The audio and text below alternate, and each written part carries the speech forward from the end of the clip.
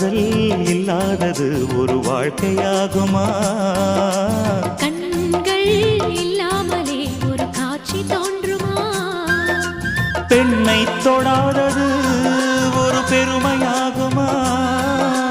முத்தம் சிந்தாமலே அது முழுமையாகுமா? முழுமையாகுமா? காதல் இல்லாதது ஒரு வாழ்க்கையாகுமா?